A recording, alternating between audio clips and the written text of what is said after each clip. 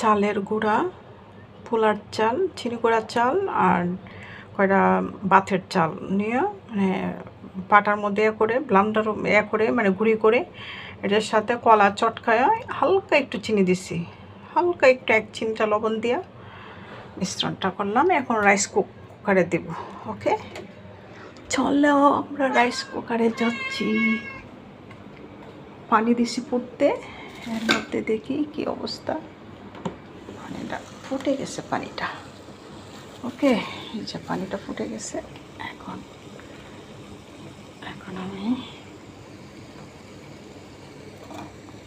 এটা সুন্দর করে বিসমিল্লাহ, আচ্ছা এটা সুন্দর করে দিয়ে দিলাম। ব্যাস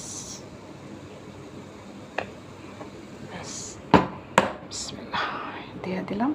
এখন দেখি কতক্ষণ লাগে, জানি না তো কতক্ষণ লাগে। ওকে দেখি।